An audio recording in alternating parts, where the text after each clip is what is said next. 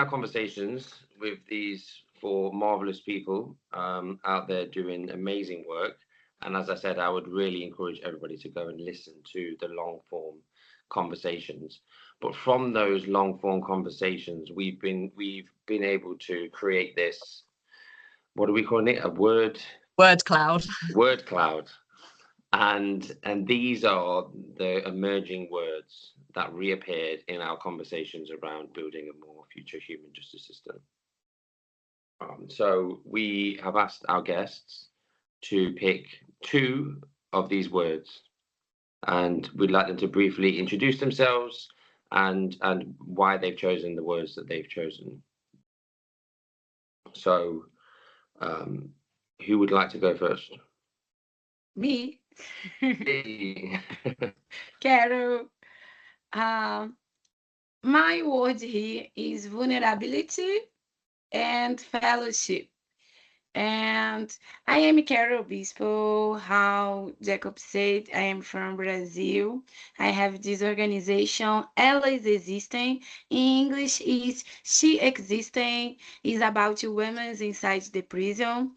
Last Wednesday, my organization have 10 years. This month, 10 years I born this organization, no I.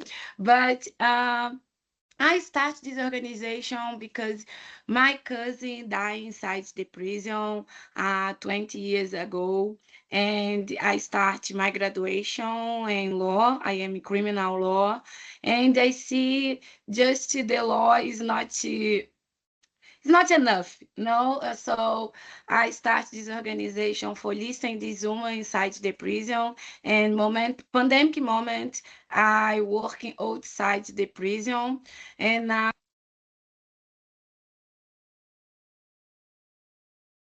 Oh, you've just gone on mute, Caroline. You've got muted. You're muted, Caroline.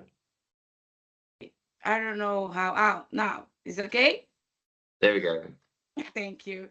Now I speaking about radical listening, how important is listening about mental health and help these women outside the prison, the family, and the academic too, because we know this prison have more Black people inside the prison, but in academic moment we still use the white books. And it's very important to listen these people, listen this story, but listen this production too. So this me, let's go start. And thank you again for the patience about my English. No, thank you, Caroline. And congratulations on 10 years. It's for anybody to, do this work for 10 years, let alone run an organization for 10 years.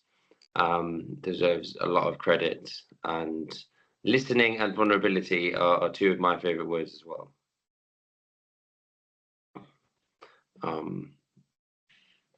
Who would like to go next? I can go next. Ladies Terrell, feel free. Ladies first, go for it. Javel, sorry. I wasn't sure who was speaking, I couldn't see. But yeah, hi everyone. Thank you so much for inviting me. My name is Tamara, and as Nina already said and introduced, I'm from Austria, and this is related to my two words that I picked from the word cloud. I used to be a prison officer in the UK, and I mean, when you look at the word cloud, I'm sure I said a lot of these words because they come across as very natural, but I wanted to kind of come in with a more personal story. So when I joined the prison service, it had never really been a role that I knew existed. I didn't even know about the prison service being somewhere where I could work, to say the least. And I decided to join because there was an opportunity to make a difference. And it was shown to me that, actually I realized, when I never thought about it to work there, then probably a lot of people never do. And so it felt like a really good opportunity. And that leads me to the word learning curve, because it was the steepest learning curve of my life when I entered the prison service in many, many ways. And it really led me to grow. And I think from that learning curve, that was the start of starting my organization eventually. I never thought of myself as somebody who could even make a difference like that and start their own journey. And I believe that that truly was kicked off by being able to really experience and see what it's like in the system, to be able to also make a difference within it and from outside in it. And the second word that stood out to me a lot was empowerment. So a lot of what we do in my organization is related to the training and education of staff working within prison environments, as well as the advocacy for small-scale community integrated detention houses. And within that, I see that there are a lot of really amazing people, engaged people who want to make a difference. But it's so hard in these systems. It's so difficult when you're, as was already said earlier in the discussion, like when you feel stuck, when you feel like whatever you do, it's meaningless, when you hear no from every corner because we've never done it that way. And so I was empowered through people around me, empowered by mentors, empowered by other leaders, and could then realize my own leadership within that. And now I'm trying to empower others to do the same. And I think that's really, really important, because it's within a lot of us. We just need to empower and get it out. So that's my 2 words. Tamara, that's amazing, and we're going to talk about objects shortly, and the link between the mentorship and the empowerment and that leadership that you talk about there leads us on perfectly, as if you just teed up Terrell to come in and to give us his 2 words. But oh yeah, I'm looking forward to this conversation and panel already. Terrell, do you want to jump in? Yeah, sure. Terrell Hall, Collaborate for Justice / Pathmakers Alliance, and my 2 words are shifting power and lived experience. I am system impactor myself. After serving 16 and a half years, I came out and I started doing the work immediately. And one thing that really stood out to me, especially after a couple of years of doing the work, was the power imbalance, right? And so people show up and they say all the right words, but in practice, I noticed that most of the organizations were not like living up to the clientele that they were serving, right? The people that we're here for, we are letting them down the most. So that's why shifting power and empowering that, to get to my next word, lived experience, is to empower those people also. Because for myself, I was just running and I was happy to be in a position to create a living for myself and my wife at the time, and also be able to give back. It made me feel whole. But in that, I kind of lost myself, right? Because I was trying to like keep up with what I was tasked to do. And I think what happened is that I was so focused on the task, I forgot the human beings that I was helping, right? And so, and even for myself, and not just for other people to understand, there needs to be a holistic approach when working with or dealing with people with lived experience, but also the people with lived experience to actually honor that for what it is. And when I say honor that, respect it for what it is. And for me, that meant understanding that I couldn't be out here kind of sharecropping my soul, right? Because every time I share my experiences, every time I show up for work or in these spaces, I'm reliving that experience. And for me, realizing that helped me to kind of mitigate that more effectively in my own life. So that's why I chose those 2 words. No, thank you very much, Terrell. As you know, I have had to learn some of those lessons the hard way as well, and but the synergy here is, tomorrow you mentioned learning curve, and Terrell, I guess, is almost doing the parallel thing with lived experience leaders as you are with prison officers training, and you came through the Unlock Grad scheme and leadership program, and I guess there's a lot for us all to learn here from these different leadership development programs, fellowships, lived experience learning, and helping people transition down pathways into into meaningful ways of working in the system that doesn't exploit people. So Yeah, I'm super excited about this conversation, and that teases up again for Javel. Are you there, brother? Yes, I am here. I'm here. So I'm Javel, founder of Beyond the Narrative, and I'm a champion and consultant at Spark Inside. The two words I chose were the first, anyways, is vulnerability. The reason I chose this word is because what vulnerability represents to me is being human. When you allow yourself to be vulnerable, you're showing all parts of yourself. You're allowing yourself to bring yourself down to a level to be able to really connect with other people and also allow other people to be able to connect with you. When we were speaking about arts earlier, I myself make music. And for me, the music that is timeless, the art that lasts, the dance that people remember is because of vulnerability. It's because people allow themselves to feel and totally feel and give into those moments and those expressions. Vulnerability allows people to be able to ask for help. It allows people to be put in a position where they can inspire others through being vulnerable, because other people can see that, like we said, being human is accepting our flaws and all parts of ourselves. When I show up as a vulnerable individual, it's strength, and it allows other people to also share that strength with me. Um, and yeah, to empower people around you. And then the second word that I chose is community, which falls back onto the vulnerability side of things as well.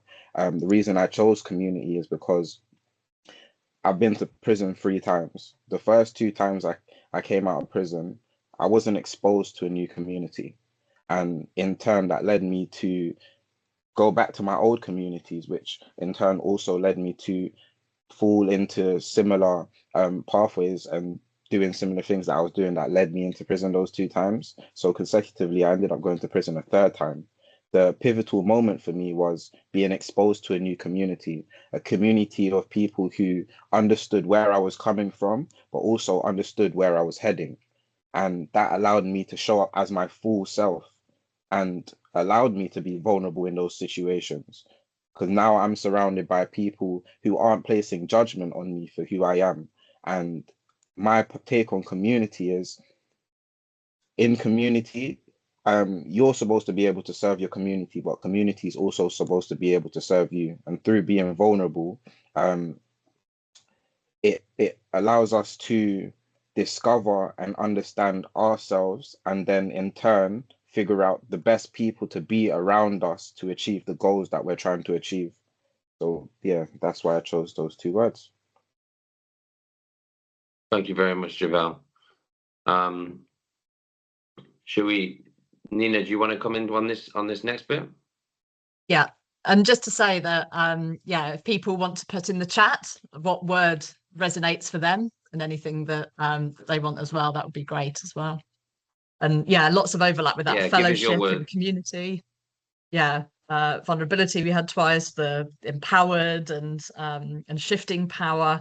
So yeah, a lot of these themes sort of emerging from across our speakers. And the next thing that we invited our speakers to do was to bring along an object that represents a moment of humanness in their work. So we've asked them to share that object with us and to explain its significance, why it's about, why it helps to be human and bring about this human justice system, this particular object. So I'll come to Caroline first. If you've got, I know you had 3 objects in our long interview, Caroline. I don't know if you managed to pick one of them. So if you want to know the other 2, you need to watch the YouTube video. Honestly, Nina, I changed my object. Okay, Sorry, that's fine. but That's it's okay. for my one. Today have this one, but it's little similar what I say for you the last time. But I received this 3 days ago. This is one bracelet, and have C and B.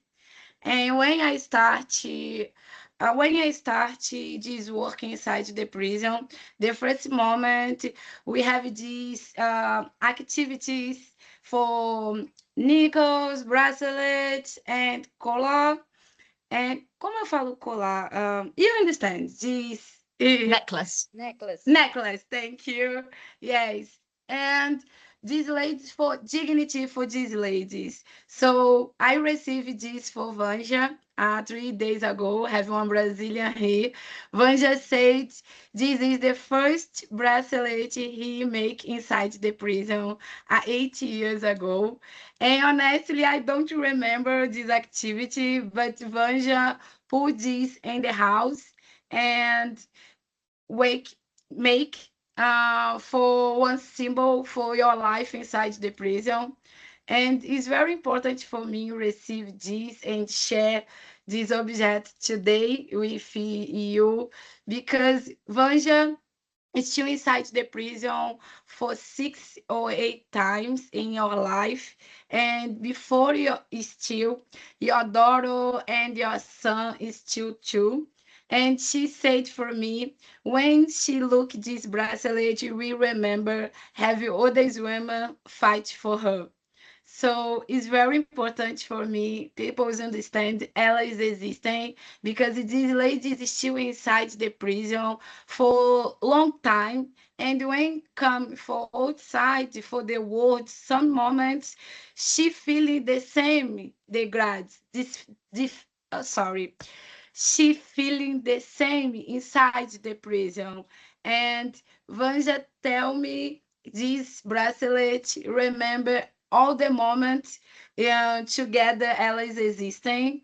And for me, radical listening is very important. Kate Budin um, share this with me.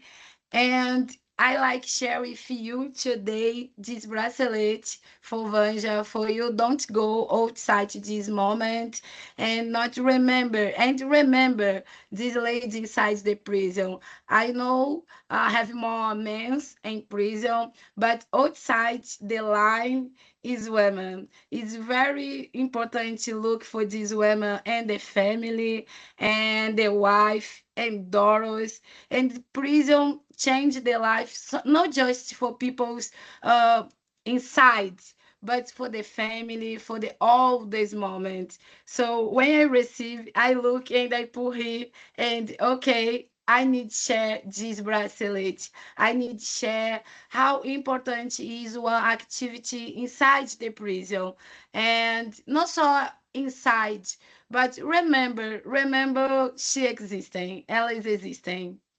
Is I love that, Caroline. Love that. And I think that links really nicely to the word that you chose, fellowship, as well. That idea of a group of women that are fighting for you, that you've got this, this fellowship, this community, as Duval was talking about as well. So that's really lovely. Yeah, and it symbolizes that, someone does exist that's not able to join us on this call, but and so, one more thing is, I know in Brazil, for example, I try one time put yoga inside the prison, and the policy say for me no, because it help for mental health and no for the sentence. But when I put these activities for dignity, and I look for this vulnerability, because when I go for make this bracelet, it's not for the moment for bracelet. It's moment for the listening, it's moment for share, it's moment for this community. And sometimes people not have all these people for listening. And this moment inside the prison, I still for 10 years inside the prison, actually 4 days, 4 weeks, I still inside the prison. Is the moment for listening. So radical listening is this moment. Então, thank you for inviting me again for share this. I hope you not go outside this moment, this workshop, and not remember these ladies.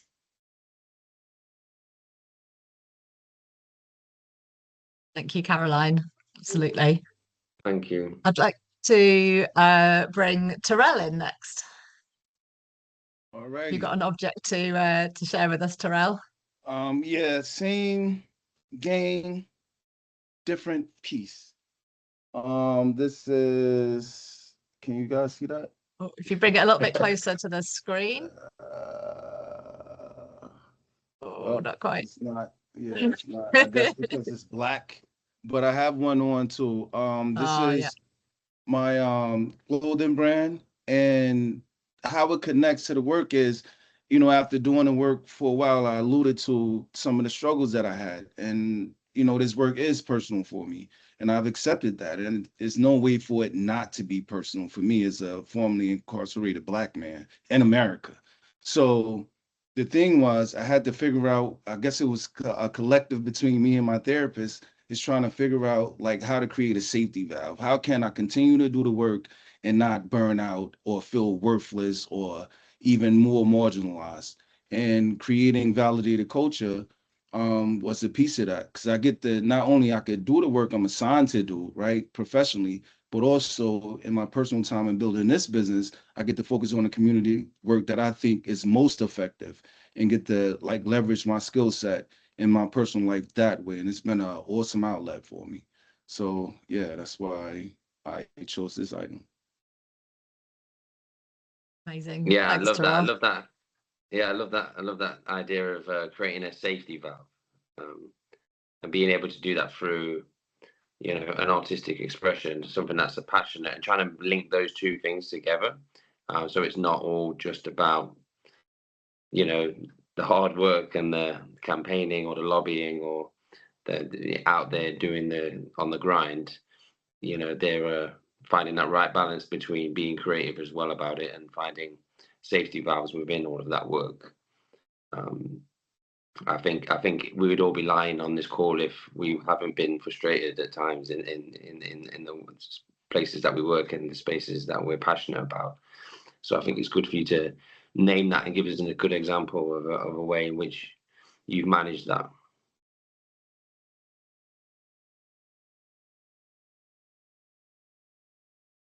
It's very important. Is it my turn, yeah? Yeah. Javel, should we come to you? Yeah. So the object that I chose was a book. I don't think you guys are gonna be. Oh, you can see it today. Oh yeah. So it's called "It Didn't Start with You," by a guy called Mark Wallin, and on the front it says how inherited family trauma shapes who we are and how to end the cycle. The reason I chose this book, is because the work that we do, you have to be able to look at things with a compassionate lens. It's about understanding people's traumas, understanding people's experiences. And what this book represents to me is tapping into being able to support people in the fullest way possible. And prior to this, I came across a lot of conversations where people were talking about breaking generational curses. And when we speak about compassion, we can go into situations not knowing people's history, and inevitably their history could lead them down the paths that they ended up on. But what happens when they don't know their history? What happens when people are impacted by things that they don't actually understand? How do we open up to be compassionate for them and to them? And having these conversations in prison, outside of prison, I've come across so many people that are just beginning their journeys in terms of self-discovery. But there's so many layers to being able to discover yourself and understand who you are as an individual.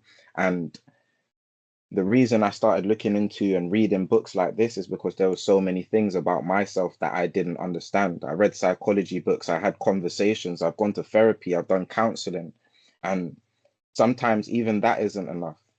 But you have to be able to sit with yourself and truly gauge who you are as an individual. And once you're able to do that, then you start having breakthroughs. You start making key discoveries. And these in turn are the thing, again, I'm going to bring it back to the same word. These in turn are the things that allow us to be human. When you sit with yourself and you can sit with yourself, it allows you to be able to see somebody else because you've now analyzed how you've managed to end up in these scenarios and these situations. And from that analyzation, now you can sit and you can see somebody else and you can say, maybe they've gone through what I've been through. Maybe they've gone through something similar to me. And that allows us to bridge a gap. That allows us to build a connection, relatability. And yeah, for me, that's all human. That's why I chose that book.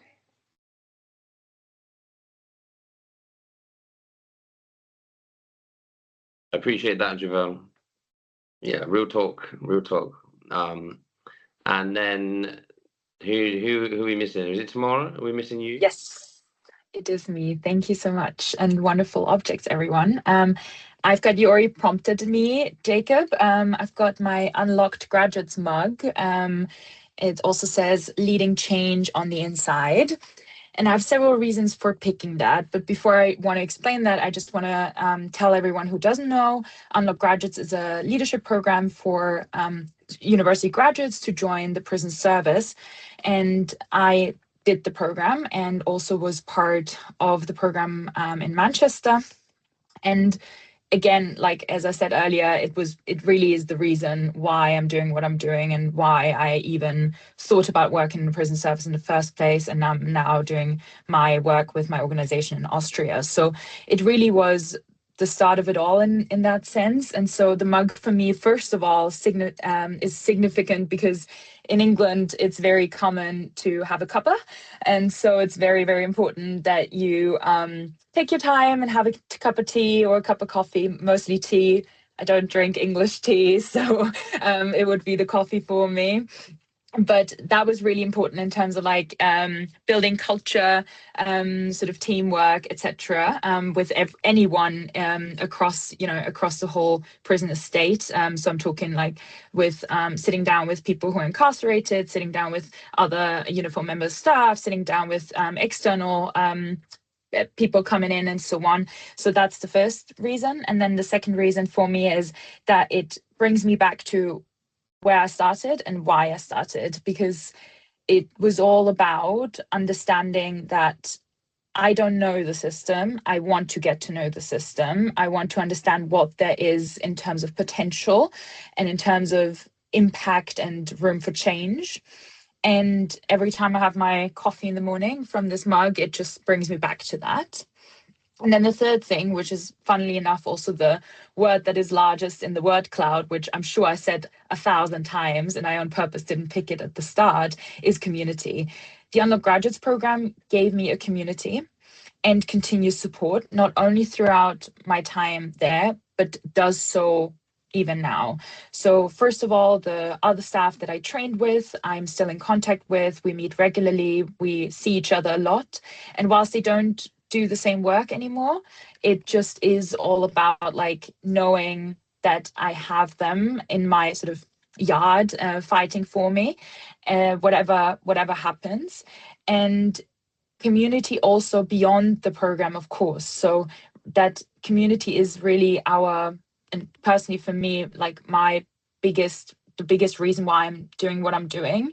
And it's hard. I mean, these systems have been around for 500 years, like centuries, that and they're so hard to change. It's so hard to change all these thick walls, and it's hard to change in the midst of other things that are important in society, that are happening, global threats, etc. And then we're fighting for this corner that just to the average person is just so unimportant, and for us it's so dear and so incredibly important because we know that nobody else will care otherwise. And so if you have that community, you have other people sort of walking alongside you, that's where change starts and where change happens. And that's what the mug reminds me of.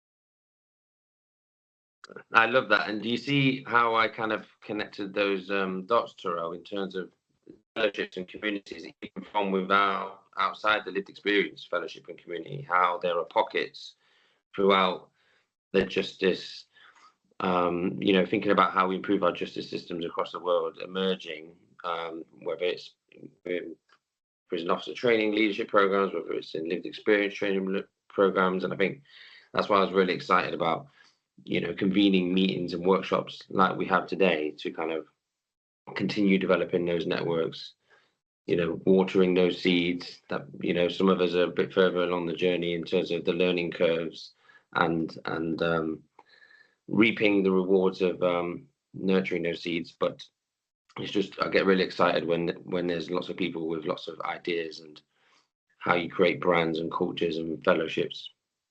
Because I think for me personally, it's probably one of the hardest It's one of the hardest things to do, but where I've seen the most success in the past in this world is where a brand and a community have been able to be developed. So I was going to go to another question, but I thought I'd be a little bit of a rebel and see whether or not, from what you've all heard from each other first, whether you wanted to just open up the conversation and anyone chip in on what you've heard so far, and then I'll go back to the next question.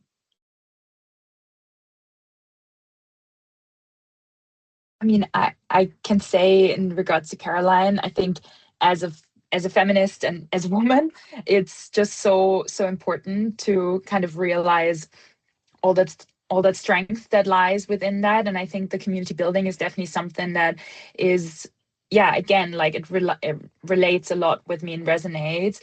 And when you're talking about what you do, it's just this passion that I like, that you never realize you have until like you get to see it in other people and you've sparked it. And I think that's what you're doing, and it's incredible. And at the same time, I just wanted to sort of emphasize this now, because women who are incarcerated, and also obviously everyone, but tend to be forgotten in many ways, like as a small community. And I think we just don't talk about it enough. And that's just something that really resonated with me, and I wanted to just shine another spotlight on it. Yes, No, that's yes. great. Sorry, I like to say one thing for Tamara now, and I feeling when we talk about you women, sometimes having little preconcept because having more men inside the prison, and let's go speak about you how these men still inside the prison. The numbers is more, but behind this guy have one woman, no, and this woman sustainability the house, sustainability this prison. So it's very important when women's working together look for these other women is very important. And Jacob, these sessions for me is very important because I'm not alone. No, sometimes we feeling alone. Oh my god, this fight is so difficult. Sometimes we think let's go give up, but it's impossible because have a lot of thing to do, no. And this moment, thank you again for inviting me, for share and for connect me, because it's amazing when you see Terry. Thank you for your share with us, and Jamie too, Devil, because when you look these people outside the prison, we feel more strong, we feel more inspiration. This moment I feel more inspiration for speaking. I have this meeting this afternoon in UN, and I go speak about this moment for prison, for outside the prison. So it's very important. Yeah, Jacob, I like to add something if I can too. Everything that everybody said resonated with me, and I think that's the thing with being in these spaces, especially when you can connect internationally, to see that these issues persist because they are human issues, right? No matter where you are on this globe, it doesn't matter. We celebrating the same things, right? And we kind of have the same obstacles in a way, and it's always refreshing to know that, again, this is a way to know you're not in the fight alone, and that at least we have some human beings at the forefront that get it and are well equipped to like do it. So it's been inspirational for me, and like a affirmation of sorts, just to hear what everybody has to say coming from so many different places, right? Being so different. Yeah, exactly what we wanted to achieve with these workshops. I'd like to come in and just say that, again, everything's been incredibly refreshing. Whenever I join spaces like this, I think oftentimes it's easy to feel like we're alone in the fight, and we get lost in the darkness and thinking the world is such a terrible place. There's so many things to change, and we end up trying to take the weight of the world on our shoulders.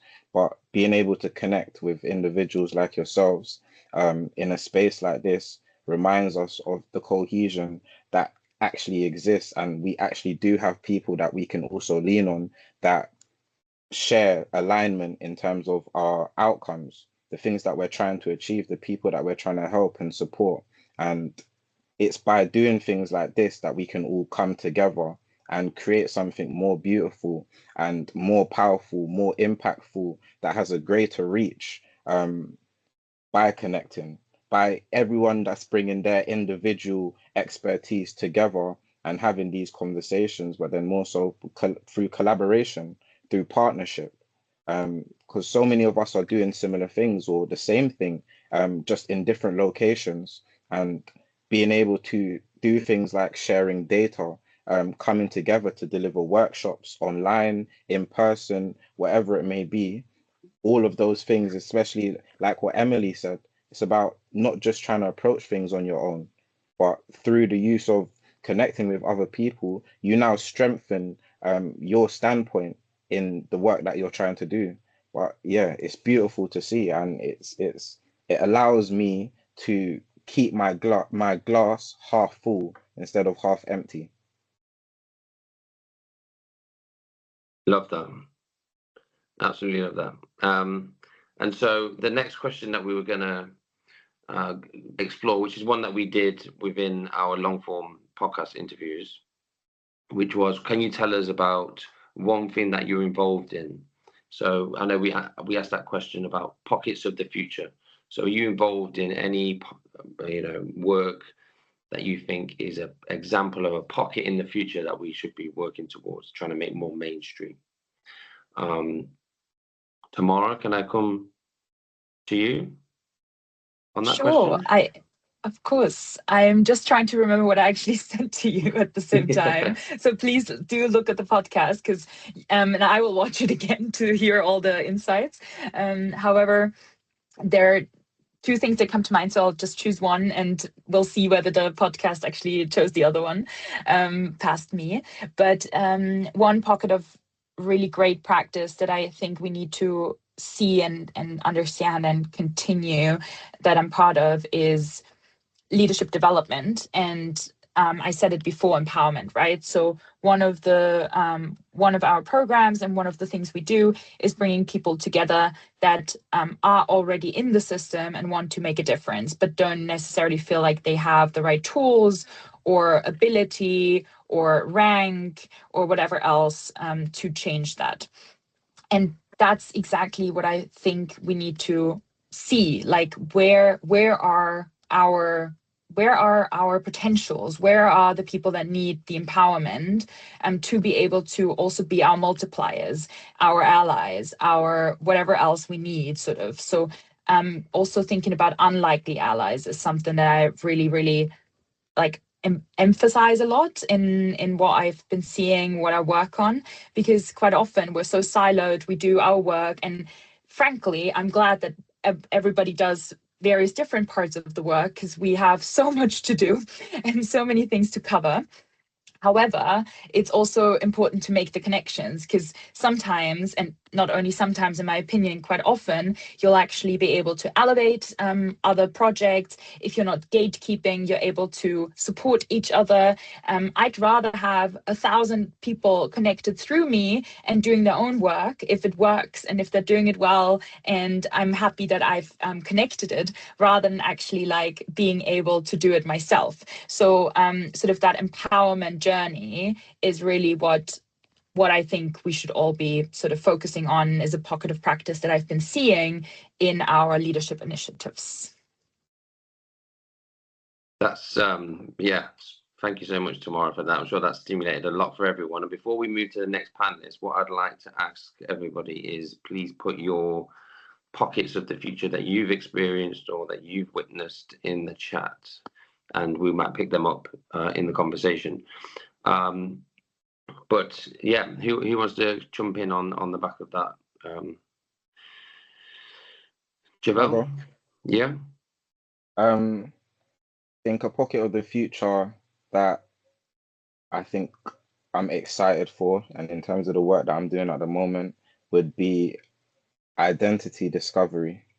I think it's so important. I spoke about community before, And I also said what allows us to better understand and fit into our communities is understanding who we are as individuals. Um, so much of the work that I've done, I've come across young people who don't know who they are. They don't have an individual identity, and they kind of get lost in their community, their societies that they're a part of. You have conversations with individuals, and the thought processes, the ideas, the ideologies, they don't belong to them. They belong to their communities. And when you start to discover and uncover, um, create room for this person or individual to really show who they are, you start to realize that there's a lot of disalignment with them and their community. They don't actually share the same standpoints and views as their communities, but they just don't feel like they have room to be themselves because it's not going to be accepted. And I think if we can allow more people to start to discover who they are through holistic wellness, through shared experience, through like non-judgment spaces, then in turn, what's gonna the output of that is people understanding who they are, being empowered who they are, and essentially we have stronger communities that are more focused on uplifting each other and supporting each other. But when you don't know who you are, is that's when a lot of the problems occur and stem from lack of identity. Yeah, thank you, Javel. A big purpose, identity, even just, you know, I think we spoke in our long form episode about having hobbies and like doing things with people that you wouldn't usually doing, trying things that you wouldn't usually do. And we still need, and at the end of that conversation, I think we said we're going to do some meditation together. Yoga, we got to do it in person though. We've done a little bit together today, but we'll catch up and do some of that holistic stuff together because it's important. Terrell, you mentioned some of those things in our conversation today and in our longer form conversation. Where are your thoughts at the moment in terms of those pockets of the future and what you've heard so far? It's definitely connected to everything that was just said by Javel and Tamara. So for us, Pathmakers Alliance, again, going back to the struggles of, you know, being system impacted and entering workforce and having one idea what that looks like, and then experiencing a totally different harsh truth, led us to creating this group of system impacted leaders where the focus is pretty much creating a canon of ethics, slash framework and toolkits to where the focus is internal while we're focusing on this fight of the actual criminal justice system, right? We're actually being pulled into their way of doing things. And we haven't been addressing that, right? Including how we treat those system impacted leaders and not addressing just even when we talk about pay rates, and you're asking a person to come and relive their trauma time and time again without even accounting, even some time off, right? You don't even get that. And yes, you have to set a special set aside for these types of individuals because going to prison is a whole totally different thing, right? And so we want to focus on having organizations to focus on how we are doing the work because the how we are doing the work has been lost or has been sacrificed for focusing on doing the work. And while doing the work, there's been high turnovers, right? I myself, I could speak to numerous times I've been re-traumatized, and it wasn't, intentional, right? It was just the nature of the beast. And because we haven't been able to focus on that, we don't get continuity in the work, right? The people who are been here, they can't afford to stay here, right? Because they can't make a living from it. Those types of things. And a lot of that comes from not taking the time to kind of look at how we're doing things, down to the funding, right? The power that the funders have and not really having the knowledge of the day-to-day, the on-the-ground stuff. These are problems, but you can't address it because of the power imbalance, right? So you're coming and you're asking for this money, but then you're telling, wait, the way you guys are giving us money is all wrong. And it is totally wrong. And the also the nature of the entire sector being really competitive because of scarcity, right?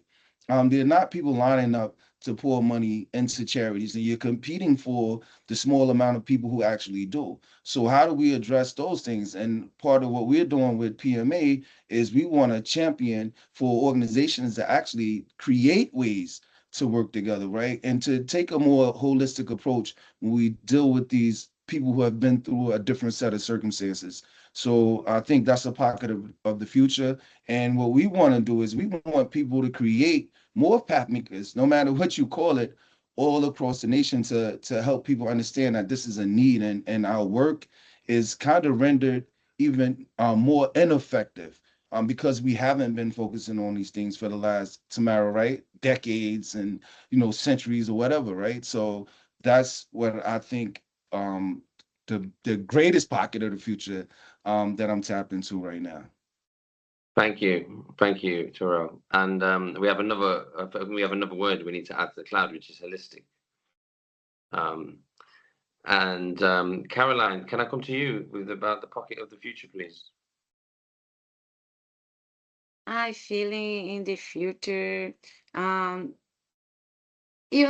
this space need more spaces the same. No, for us share, for us renew, us strong, because sometimes it's very difficult and alone is working.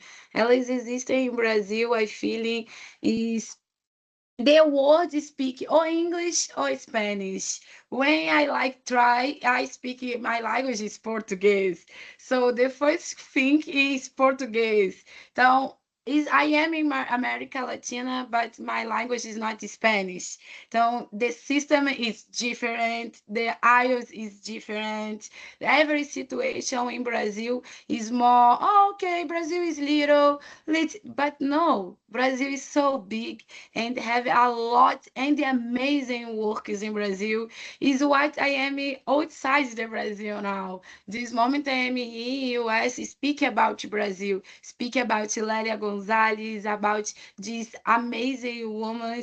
I feeling in the future people need work the same elas existem. My work, my methodology have 10 years. So radical listening, fix not the system, all the system, but when I move, I born in Rio de Janeiro, but I moved for Acre, Amazonia for 4 years. I still inside the prison for 4 days inside for weekend, and I changed the system in Amazonia for education, professionalization, and radical listening. So I feel my government, my politics, and my friends need to listen more about elas existing, about what is working, happening for these ladies in Acre. Because in Acre, for 3 years, 100% inside the prison, woman is Black. When I see these dates, it's crazy how I have one prison and when have 100% Black women inside and nobody speak about this. Now the system changed. Thank you, God, and thank you that is existing. But it's very important people speak about Amazonia, about Acre, and about Brazil too.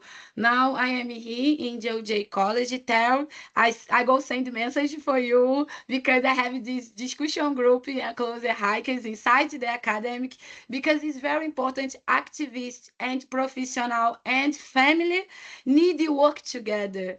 I feel in the future more space, the same this space, but more people together us. I feeling now have you next week have you 100 days for Zohani here in US in New York. I feel have a lot of things close hike this campaign, close hike amazing situations, and I feel in this moment for me what I need more is people listening, elas existem, listen this story. I feel this. I don't know I answer correct because the other day I speak more. Today I'm more calm. But I hope people understand me. I love it. Caroline. The passion is real, and everything you say resonates, especially in terms of listening and being part of these global networks, because we can all learn a lot from each other. You know, if something's working, if someone's got a breakthrough in Brazil, we want to know about it. In Europe, we want to know about it in the US. You know, and if the US are, you know, I want to know, you know, how these projects are developing in the US, so that there's areas where we're all, there's lots of different areas, as Tamara, I think you said, and Javel, in of you know, whether it's women's, whether it's prison reform, whether it's arts in prison, whether it's lived experience leadership, and there's all these kind of different parts of the system that we're all a part of in one way or another. And And Jacob, I have one invite. I don't know have this moment, but I like invite. In May, have my big conference in Rio de Janeiro. About 10 years Ella is existing. And this one day is inside the prison. So I like you go again for Brazil, please, and everybody here, because in May, he is 3 days for academic moment, prison moment, and others listings. So will 3 you days this conference. Say will you send it to us in the email, and we'll circulate it to the group? yes, Yes. yes, okay. But this invite is open now, and I hope you go for Brazil. I know it's I not will definitely easy, be. but I hope everybody go for my conference. No, definitely. There's one in the US that I think I might miss now, but I was hoping to go to that at the end of the year, and I'm back in South Africa for the Incarcerated Nations Fellowship. But I think it's important for all of these networks and all of these people to stay connected. I think that's really important, especially to share that learning. And as I said, we're all on different trajectories and learning curves. And there's, you know, if we can learn from each other and not make the same mistakes as each other, then that's what we should be striving to do, I feel. And before we come to a close for this for this part of the workshop, I've got a bit of a quick fire round for the panel, which is, what do you think is the most important thing, not just us, but everybody on this call could do across the globe to bring about a more human justice system? So what can we all do as individuals to be part of the solution? Anybody want to take the baton for that question? Mix learned experience with lived experience. I think that allows us to have a more encompassing approach and attack things from both sides. I think the learned experience and knowledge is so important, but accompanied by the lived experience really allows you to hit the sweet spot. And that's what really these conversations are about. We can't ignore the fact that somebody having gone through something, somebody fixing themselves after they've been broken, they now have a blueprint. And this blueprint is credible. This blueprint, raising awareness around lived experience, as Terrell said, putting more finances in people's pockets that are doing this crucial work, because it takes a toll on everybody. But yeah, literally allowing people to have that sweet spot is going to be, I think, what would make the most profound difference. Thank you, Javel. Learned experience with lived experience. I love that. Tamara? Sure. It's such a good question, you know, and I was just thinking about it and then reading also the comments and so on. So a lot of kind of things come to mind. But from what Javel just said, it's perspective, what I've been talking about already quite a few times.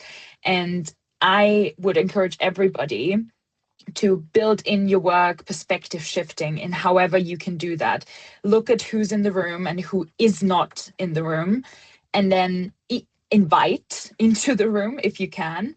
But at the very least, look at different perspectives, read up on different perspectives, challenge yourself and your colleagues, whoever you're working with, etc., to shift your own perspectives as well, because that's where change starts, so within ourselves, but actually that's how we can start framing things meaningfully to reach different people. So it's kind of and now I have to give a shout out to you, Jacob, and the Common Grounds Justice Project, which is exactly also about seeing different perspectives, but then within that, learning what are the shared aspects of that. And it starts with challenging yourself to shift that. So I encourage you to all do that within your daily work and personally as well.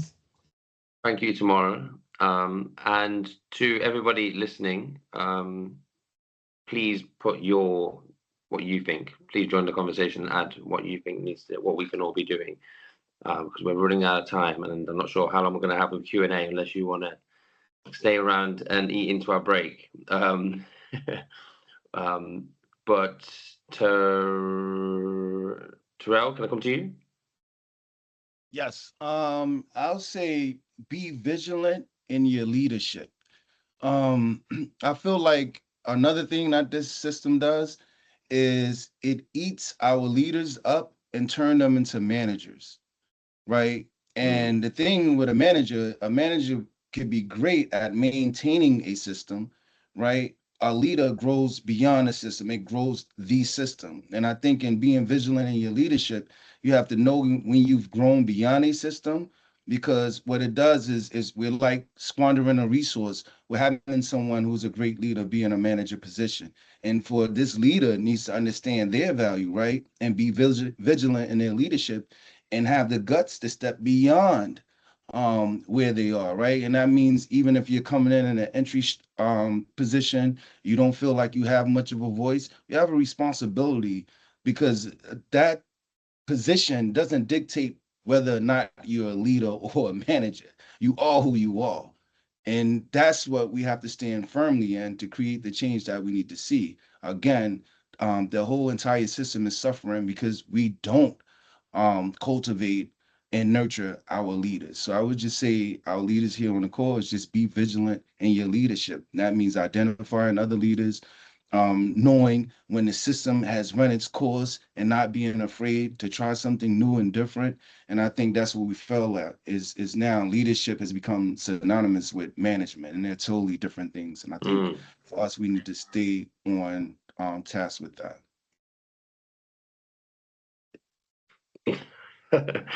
Jose's got the sock going and all sorts. Let that marinate.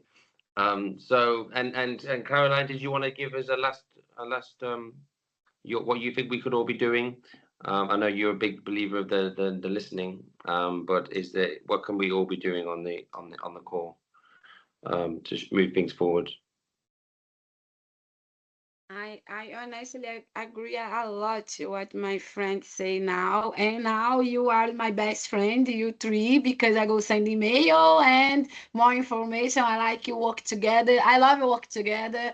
And I agree a lot this perspective and work together. No, I feel for me is working together change everything, because this perspective and the door open, you change the aisles when you listen, radical listen. So I feeling for change the system and the future. And now for me, I feeling I need to work more together, more moments together for help others, help the situation, and put amazing peoples in the others space. And oh, it's amazing. Honestly, I'm very happy. I'm happy for he and speaking, but I'm not speaking. I'm so just okay. It's amazing workshop.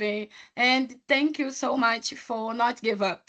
I feel the mostly important thing is not give up. The situation sometimes is hard. Sometimes we feeling alone, but not give up, because look for what's happening this afternoon. For me it's morning, but I know it's afternoon for you. But look for what's happening now, change and listen all the desires, all the system, all the culture and all the cultures. For me it's very important to work together and listen, radical listening. So thank you again. Thank you so much, Caroline.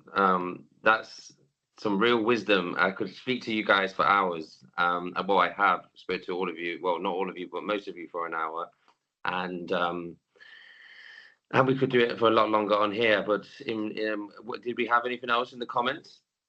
Do we agree with mixing learned experience with lived experience, perspective shifting, being vigilant in our leadership, not giving up, Yeah, I'm feeling pumped.